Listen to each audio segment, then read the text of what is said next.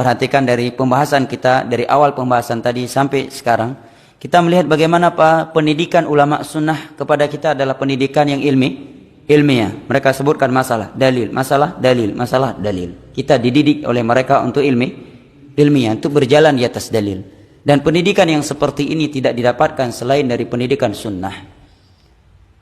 Berbagai macam syubhat di luar sana untuk menjauhkan manusia dari mengikuti Al-Quran dan hadis dengan pemahaman para sahabat Nabi.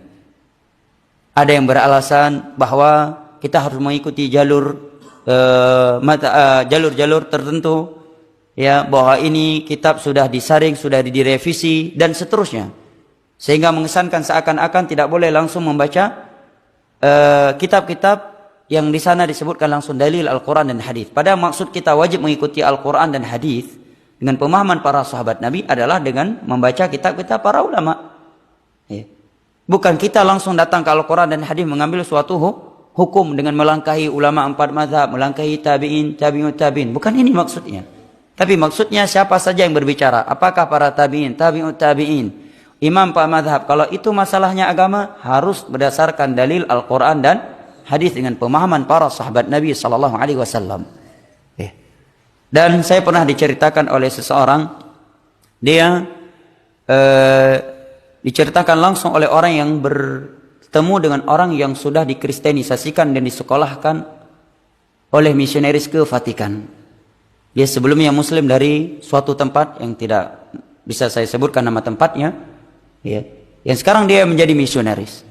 Dia sebutkan kepada orang kampungnya tersebut ketika ke rumahnya, dan orang kampungnya tersebut terkejut. Di rumahnya ada salib yang begitu besar. Ya. Disebutkan oleh dia bahwa di antara misi misionaris yang paling besar, mereka membuat kaum muslimin tidak lagi mengikuti Al-Quran dan hadis dengan pemahaman para sahabat Nabi. Dan tidak lagi menjaga salat 5 waktu berjamaah. Ya. Karena ini merupakan sumber persatuan. Karena otomatis kalau orang prinsip beragamanya mengikuti Al-Quran dan hadis dengan pemahaman para sahabat Nabi, ke seluruh dunia pun dia pergi tetap sama. Karena Al-Quran universal, hadis Nabi juga universal. Pemahaman para sahabat Nabi juga universal.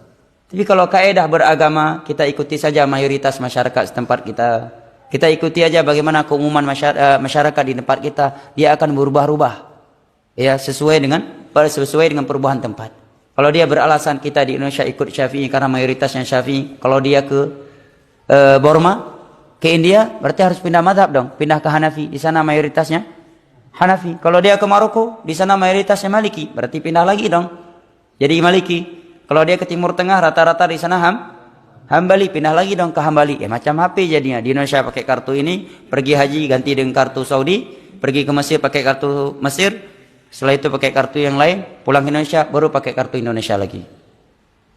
Ya, sedangkan Allah menyebutkan Al-Quran untuk seluruh manusia. Setiap yang menganut agama Islam, sumber agamanya adalah Al-Quran, hadis dengan pemahaman para sahabat Nabi. Ada dalil dia ikuti. Kalau ini prinsipnya, dia tidak akan berubah-ubah.